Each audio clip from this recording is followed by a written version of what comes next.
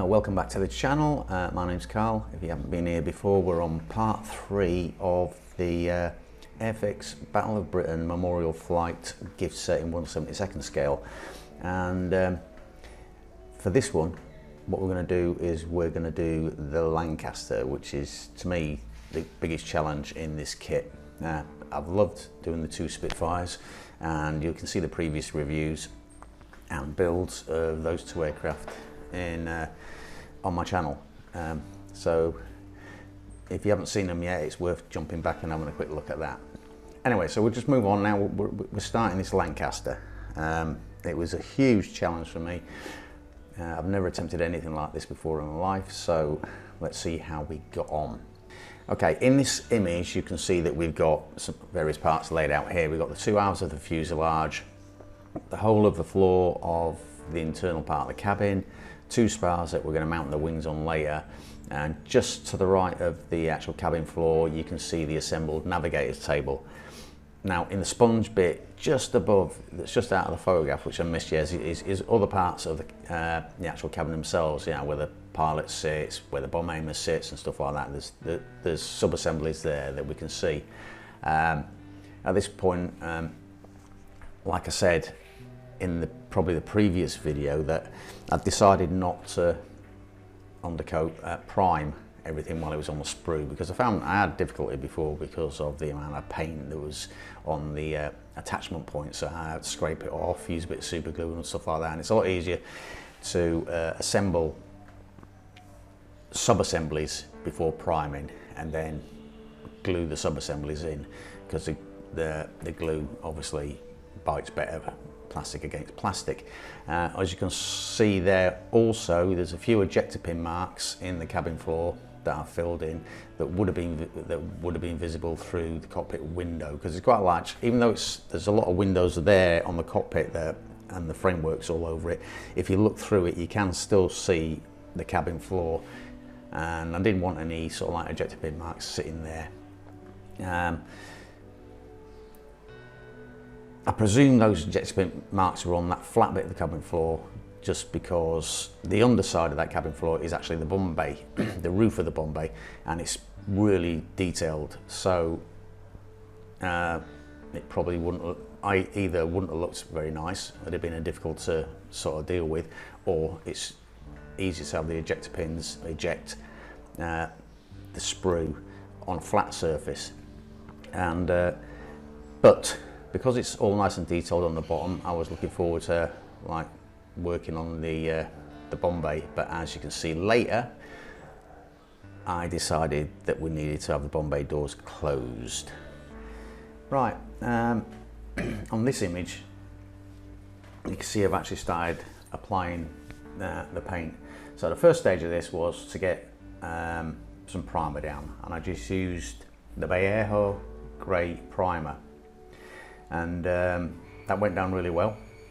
Then I painted the cockpit with an interior green, which I mixed myself, just the same as I did with the Spitfire in the previous video, and then I sprayed the black areas. The black areas on the Lancaster, you'll see, and like quite a few reference photographs and other people's builds and all sorts of things, yeah, where the black line or the black part of the cockpit ends is different. So what I did was I followed basically what was in the instructions and used sort of like an actual rib in the fuselage to delineate where it is. I mean, I'm not going for accuracy here, I'm just trying to complete a model, and the Lancaster was a huge challenge for me. I sprayed the cockpit parts, so the navigator's table, the instrument panel and the rudder pedals and such things like that, the cockpit seat and the little platform that the pilot sits on the platform seat, the bomb aimer's area, and there's a little seat that goes next opposite the pilot as well on there. So I painted all that. I did a little bit of hand brushing as well, where I painted some black areas in the cockpit. I picked out some of the detail in silver, and we were ready then to move on to weathering and some of the decals, because there's decals that go on the inside. This all, like I say, this all went down really well with the airbrush that I've got, and it just seems I've got the thinning ratios like dialed in at the moment, so I was really happy with that. Right, at this stage now, I've put a gloss coat down and I've applied the decal. So I've got the decal for the instrument panel, I've got the decal for the chart on the navigator's table, and also there's a decal that goes onto the bulkhead to his left. There's a couple of decals that fit to instrument panels within the actual cabin themselves. Some of these had sort of texture to them, so it took a couple of goes with the microsol to bed them down. So what I did, like I said, I applied them with microset to get them in place, and then once they're dried, I used the microsol to bed them down. I also touched up a couple of little areas with a brush, just to add a little bit more detail to some of the panels that were in there. And then I did a little bit of weathering, which I did with a little bit of an oil wash. So I think I used burnt umber and a bit of black, really thin down. I mean, you're talking like next to no paint on it. And just did a few drops along the raised areas in the cockpit, so all the ribs and stuff in the cockpit were done. And I thought I'd do a little bit on the floor of the cabin. Yeah, so it looked like people had been walking up and down there, so I did a little bit of chipping along there. I did a bit of dry brushing with a sort of tan muddy colour, nothing too drastic. You're not really going to see it, so this is the other thing about doing weathering, and especially stuff inside the cockpit. How much of it are you going to see? And then it comes down to personal choice, how far you want to actually go with this. My problem is, once I start doing it, I just can't stop myself, even though I know it can't be seen. So this is sort of like a little rabbit hole you fall into. I was really happy at this stage. I hadn't found anything that was overly challenging yet, and I was really beginning to enjoy myself. The chart table actually was the biggest pain, because it was really fiddly, and it was hard to get it, when it was glued together, it was really still hard to get it sturdy. So that it was always sort of felt loose and wobbly, and it was really hard to get into the cabin once I started assembling it, but because I couldn't get it rigid enough. There's not enough. It just seems that the points on there where the glue goes that hold the chart table together with the navigator's seat and everything, that little sub-assembly, when you get it all together, it doesn't seem that you can get it to be nice and rigid and be able to deal with it. But eventually, I did get it all sorted, and I was quite happy with it. So that's the first. I think that was the first little bit of frustration, was the actual navigator's seat and table. In this image, you can see that the fuselage house have been closed. They went together without much of a problem, and any of the seams, basically, I just run a bit of Bay Air plastic putty along them, and that seemed to do the job. The real issue was the Bombay doors that were so warped that I couldn't have them in the open position, which I was thinking about doing, because I wanted the aircraft on the ground. It wasn't going to be an in-flight thing. But once I remembered that there was no ordnance, it didn't really bother me after that. So I decided to have them closed. Now, to get them closed, I had to work my way along each of the doors, sort of tack gluing it as I went along to get them to fit. And once I got them all lined up and there was no massive gaps or huge ridges, I run some Tamiya extra thin along them to close them up. And they were a little bit of a struggle, and I breathed a massive sigh of relief when they were finally done. Then I moved on to sort of like more enjoyable things. After that, I added the struts to support the upper and lower wings, and taped off the upper portion of the fuselage, because the next paint would be painting the lower half black. Before doing that, I tried something I'd seen on YouTube, and that was a bit of pre-shading. This is sort of the opposite way around to what I would have expected, because the base colour obviously is going to be black. I ran on the airbrush along the panel lines with a nice light grey to create some modulation, and this didn't really work out because it wasn't sort of what I wanted, and I realised that running down the panel lines with this light grey was completely the opposite of what I was after. So I really want to try something else once the actual black paint was down. As you can see from this image, I've now applied the black paint to the lower half of the fuselage, and it was beginning to look nice. Yeah, the black paint went on really nice. Like I said, I've been working on the actual thinning ratios of the paint, and I was finding that 50-50 was working nice, especially using the flow improver rather than thinners. I don't know why that is. Perhaps one of you can tell me in the comments why there's a reason that it just seems to lay down better with flow improver than it does if I use thinners to thin the paint. Anyway, because the pre-shading that I thought of doing earlier didn't go as well as I'd hoped, mainly because I realised that running it along the panel lines probably wasn't the best idea. What I really should have been doing was bleaching the actual panels themselves. So I got the black paint down and it covered up all the stuff that I'd done before. And then I tried a bit of post shading instead.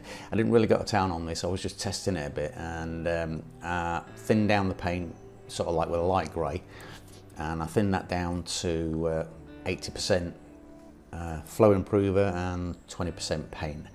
And I started just I took the end cap off the nozzle, you know, the needle protector off the end of the nozzle, so I could get nice and close, and I just ran up and down one of the panels and just around the edges, not into the panel lines, but just like on sort of like in the corners and a bit along the panel itself. Yeah, moving the brush backwards and forwards, this was about 15 psi, so lowest I can get on that little compressor thing that I've got.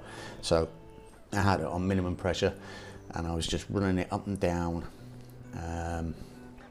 to sort of build up the opacity to try and get just that little sort of faded look into the black. And I was really pleased with this. I know it's a bit early to start doing this sort of technique. I was only my third model and adult, and this model was a challenge anyway. I was just loading stuff onto myself, which in hindsight I maybe shouldn't have done. But I did successfully complete the model, so perhaps it's good to push yourself sometimes. Anyway, I was determined to try out this sort of technique.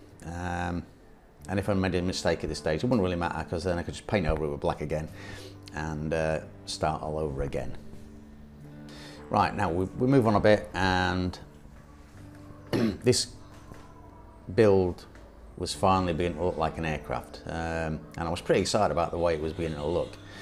When I attached the upper wing surfaces, I was pretty shocked to see how big this bomber actually was. You know, just putting the fuselage together didn't really show me the scale of the model or the aircraft itself. As soon as I put the wings on, you could really see how big this aircraft was going to be. Anyway, as you can see from this image, put all the parts together and then primed them before moving on to the next part of the build. There was quite a lot of parts that I needed to prime, and I was beginning to feel slightly out of my depth, especially as this was only my third model in 50 years. But I did get the primer down all the parts I wanted to, and maybe I primed some that I shouldn't have at this stage, but by the by, it was beginning to look quite nice, and I was quite happy with it at this point. Right, once all the parts have been primed, flip the Lancaster over and attach the lower wing pieces. As you can see, I'd previously painted the gear wells, the landing gear wells and the underside of the flaps, so I was then ready for the next stage. I'd also attached the rear wings, but left off the tails because putting the tails on would have made it more difficult to handle when I'd like sort of rotating the aircraft backwards and forwards. And they were painted black anyway, so there was nothing really that needed doing to the tails until later on in the build. While the model was inverted, I did try and do some modulation on the black and weather into the black painted areas, and I was pleased how this bleaching effect turned out. I mean, I was getting more and more comfortable with using the airbrush for like more finer detail. You know, thin the paint right down, took the needle protector off the end of the airbrush, got in fairly close, but and then, you know, with a nice, because the paint was nice and thin, there was no real drama about like suddenly getting a splotch of opaque paint on your build. So just moving around, finding little panels where I wanted extra bits of bleaching. I tried to do a little bit sort of like in most of the panels, but there was a couple couple of panels I focused on a little bit more and added a little bit more bleaching and stuff like this, and I was really pleased with how it was coming along. I was getting more and more confident with using the airbrush at this point as well. So I was really looking forward to sort of trying some other stuff later on, which I would never have considered at this point. Like I said, the twin tail and rudder assemblies were black, so I didn't need to attach them to paint the camouflage pattern that would be coming up next on the build. Right then, I flipped the model over and did the lighter colour that was going to be the camo colour. So I laid that down as a base colour. I normally, well, not normally, because I've only done it once before because of the Spitfire, but on the Spitfire I masked off the camo pattern using blue tack and some tape and stuff, you know, but I masked off and then painted the dark colour over that, and it did give quite a nice sort of like feathered edge, because I hadn't flattened out the blue tack, so it did, because of the curve on the blue tack, you did get a feathered edge. And but instead of doing that, I decided to do it freehand. Don't ask me why, but I decided to have a go at freehand. I was like getting more and more comfortable with the airbrush. I'd done the bleaching effects on the fuselage, so I thought, well, I'll give it a go.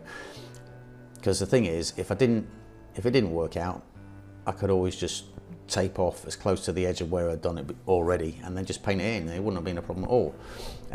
But it came out really well, and it really boosted my confidence levels, just being able to just put the camo on freehand.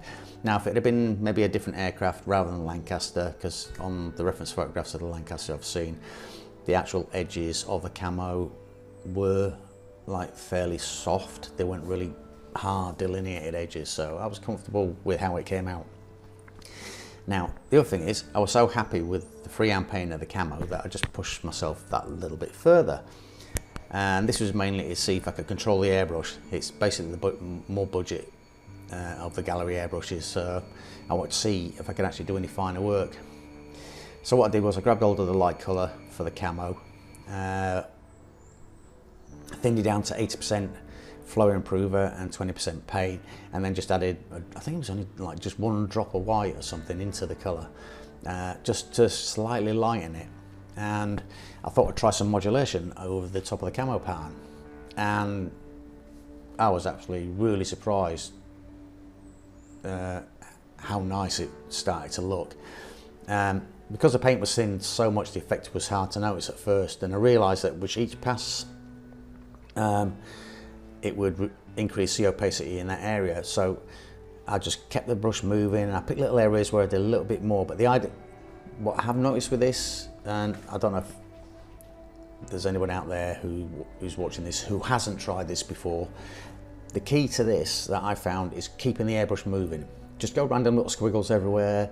Don't try and stop in one area, because you cannot always go back to an area you've done and do the same thing again, but more random. Everything's got to be random, and it's always got to be moving. If you stop moving, you're going to end up with like spidering, because the paint's so thin. So the key to this is to keep moving. The opacity will come when the more passes you do. So don't worry about opacity of the paint yet. Just keep moving, and then just go back to areas again. The areas where you want more opacity, just go back to that area again and again and again. The key to this is patience in getting it down, because if you try and do one area heavily to try and get the colour to come through really quickly, you'll get spidering everywhere. So you've got to be really careful with this. And that was the key thing I found, was you must keep the airbrush moving, little random patterns everywhere, and just keep going over and over and over in the areas that you want the opacity stronger. And I was really pleased with how this came out.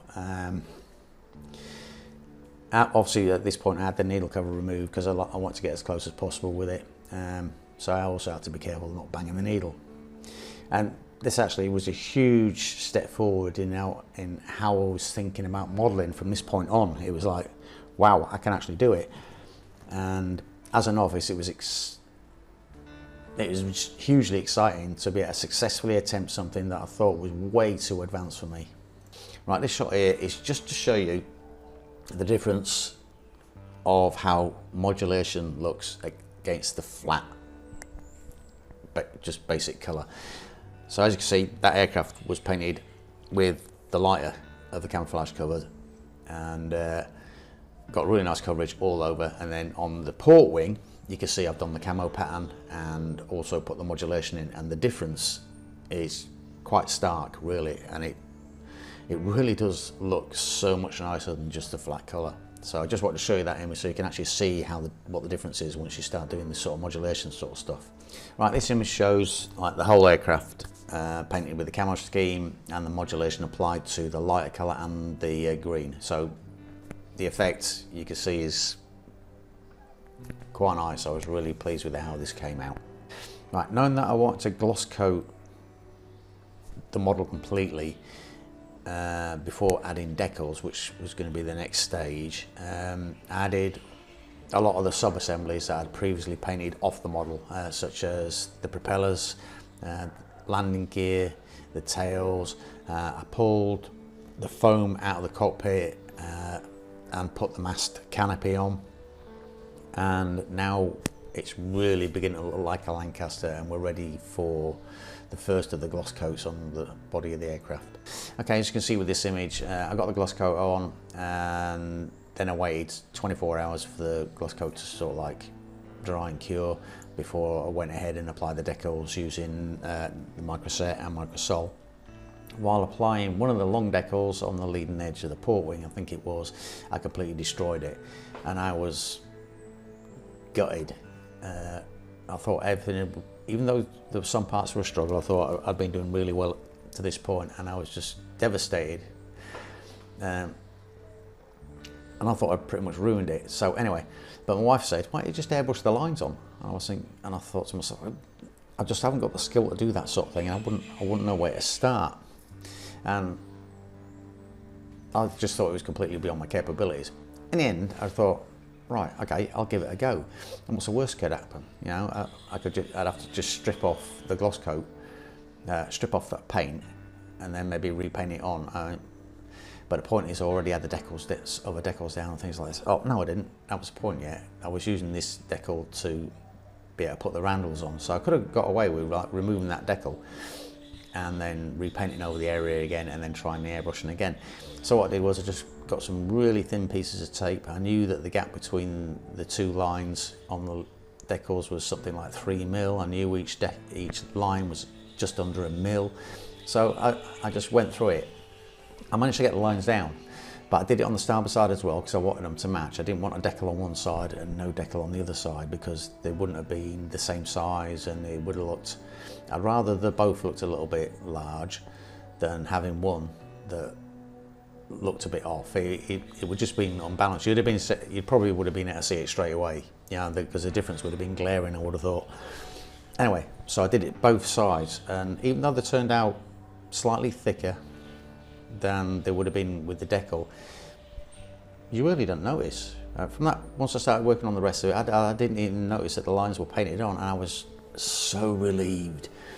It wasn't perfect, but anyway, and the other thing, I knew I was going to be doing weathering later, and so there'd be parts of the lines that would be covered over and with various bits and pieces and things like that, and it'd become less and less noticeable.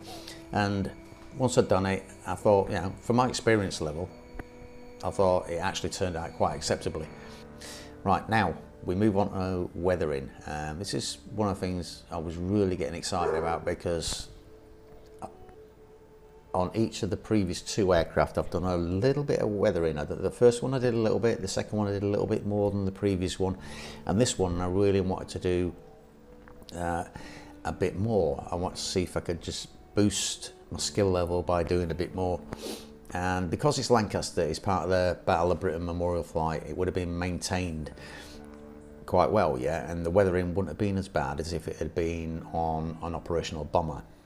But on the reference photographs I've seen, and also on the box art, funny enough, the smoke stains from the engines were quite evident, and the part that was especially noticeable would have been is the whitish ones, yeah, the whitish stains where the octane levels of the fuel was changed. So with this, I had sort of like 2 options of how to go about it, and one was sort of like using oils or using sort of like powdery dry brush stuff. You know, it's like there was about 3 different ways I was considering doing this, and what I actually decided to do was, because I'd become so comfortable with the airbrush during this build, I thought what I'd do is I'd airbrush the stains on. So I did what I'd been doing before. I got the mix down to an 80% flow improver, 20% paint, and I was doing the same thing as if I was bleaching, and I was just going backwards and forwards, thinning out the sort of fading out the smoke as it was coming past. And actually I was really pleased with how this came out. Obviously I did the light colour first. I did it on the sides of the engines as well, as you can probably see, on the engine cowlings. So then it comes across the leads in there. There's a lot that goes underneath, because I had to turn the aircraft over to do underneath as well, because the stains are both upper and lower. They come off the leading edge of the wing and go back underneath and over the top, and there was a lot on the nacelles. But I was actually really pleased how this was coming out, and then I switched over to a darker colour. I went more sort of like a browny grey, and then in between the lighter streaks I put in the darker ones, and it was all done with the airbrush. I was just unbelievably pleased with how this turned out. I didn't think I'd ever be able to come across do this, and it came out, to my eyes, it came out great. Somebody mentioned that the top wing wouldn't have had the outer streak, but if you look at the box art, there are 8 streaks of the light octane colour. So that's more what I was going for. I was basically following the box art as well as reference photographs. I didn't really, to tell you the truth, I didn't really notice on the reference photographs that there wasn't one on the high end, on the outboard wing, that somebody mentioned to me. But on the box art there is all 8 there, so basically if I've got it wrong, Airfix got it wrong as well. Anyway, also what I went on and did was the usual bits of chipping around access hatches and the rear door on the starboard side of the fuselage. I didn't push it too far because obviously this aircraft's quite well maintained, and I was just so surprised how well it came out, and my comfort with the airbrush at this point, yeah, had grown hugely. Right, at this stage the build was basically done, and all I needed to do was the final matte coat and then remove the masking from the canopy and the turrets. As you can see, I'd put the turrets on, the guns were all in place. Another thing that the instructions got what that was wrong, they even show it on the box art, which is irritating, but I was following the box art and I was following the reference photographs, and the upper turret in the fuselage, it has the guns facing aft. So when I actually masked it all and I painted the camo and everything like that, it was with the guns facing aft. Now, when you try and put the canopy in, there's only one way that it'll go in, and it'll drop nice and level. Otherwise, if you try and do it the other way around, what happens is it tilts back and you can't get it in properly. So I went through all the painting that I'd done, got the camo on there and everything else, just going by the box art and reference photographs, and didn't look at the damned instructions. And then I got to the level, I unmasked everything. Oh, this is brilliant. And I looked at that turret and I thought, oh my God, no. The camo's back to front. So where the camo comes across the fuselage, it's back to front. So where it should have been light, it was dark, and where it was dark, it should have been, oh God. Anyway, it's not really noticeable, to tell you the truth, unless you actually know it's been done like that, because all it is like the framework of the turret itself. You don't really notice it, but to me it's just huge, and no one's mentioned it on any photograph I've put up or anything. No one's mentioned that camo is off on that rear turret, on that central turret on the upper fuselage. But anyway, besides that, then I moved on a little bit, and I couldn't resist doing a little bit more chipping around the propellers and the leading edges of the wings. You know, it's like, you just can't resist doing stuff like that. But when do you stop is the point. But anyway, at this point it was a case of, before removing all the masking tape, because the front turret there, the front glass bit you can see there, I masked over before I went and did the final matte coat. So what we'll do is we'll move on to the next image.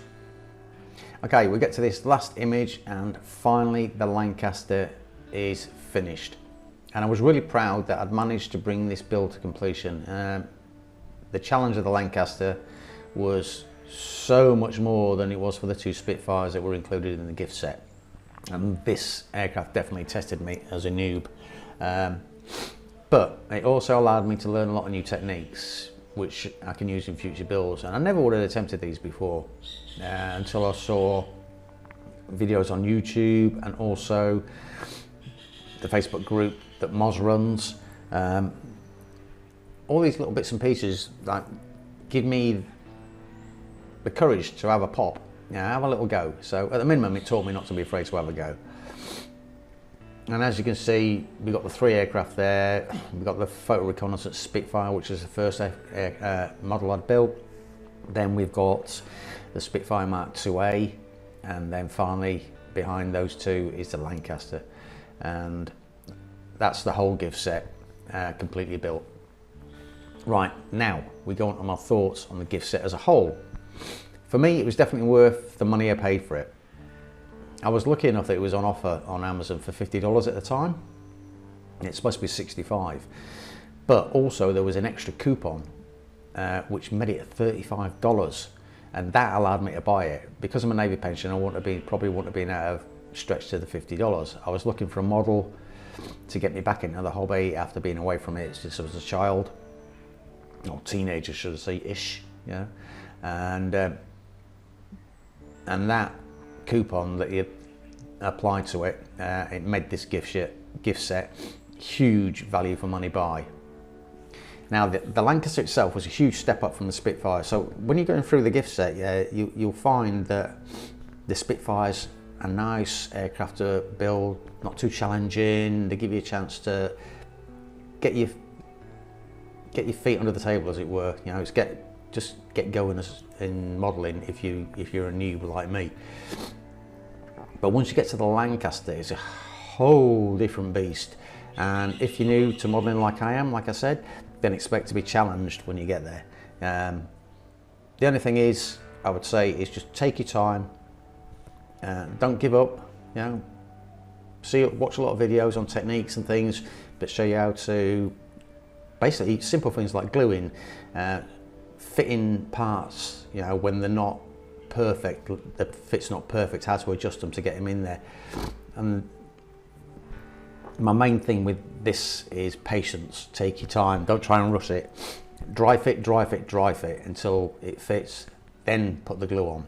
So that's probably the same for every model anyway, but if you're new like me, the Lancaster especially is a lot of dry fitting before you put glue down, because if you're closing up the aircraft, you'll have a real problem getting it apart again if you make a big mistake. So just dry fit, that's all I can say.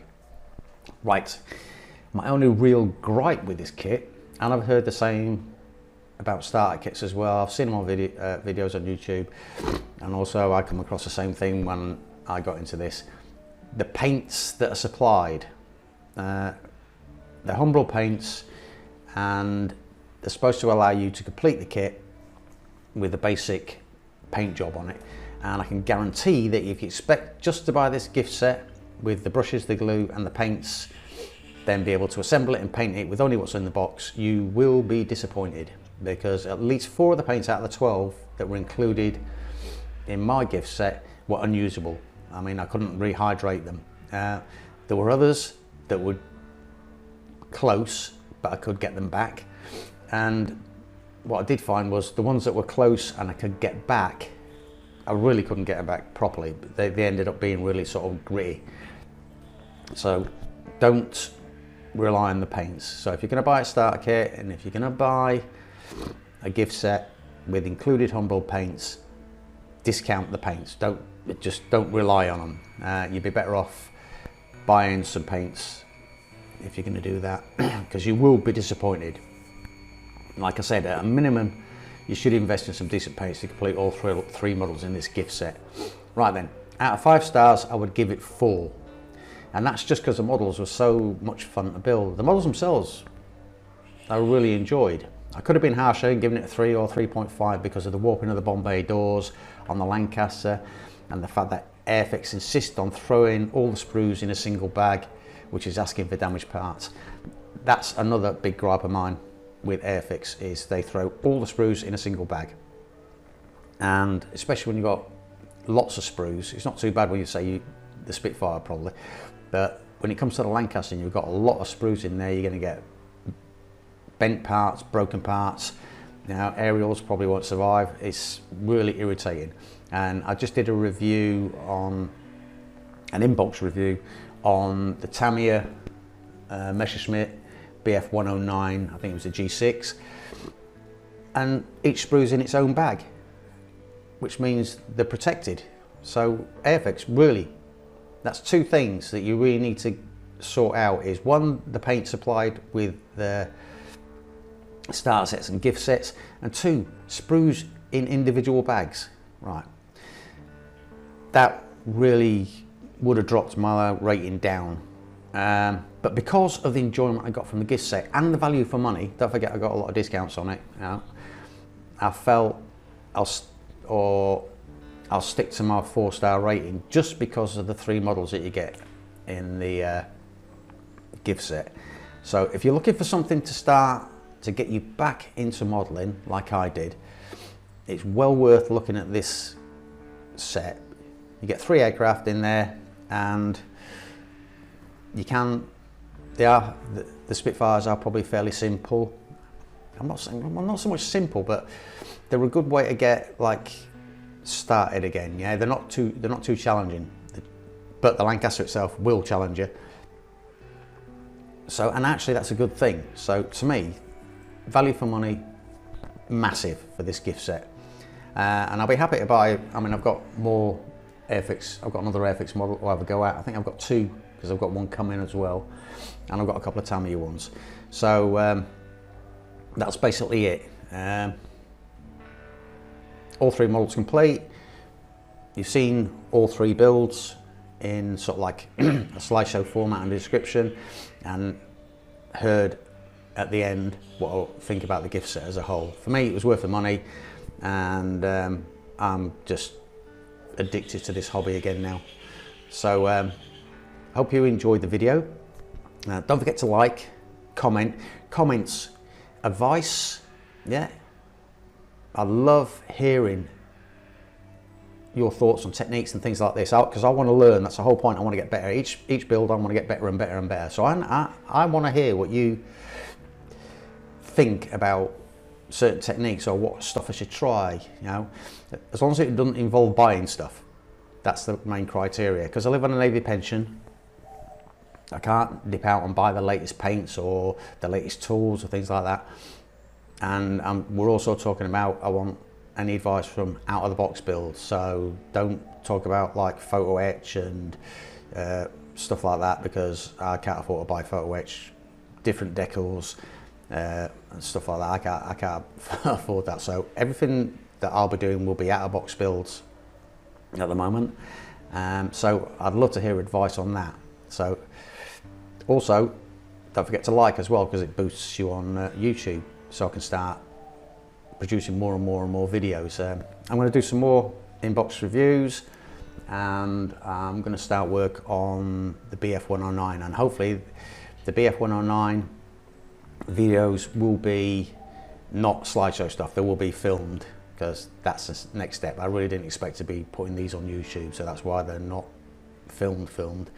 Anyway, thanks for watching. I hope you really enjoyed it, and happy modelling, and I'll see you guys later.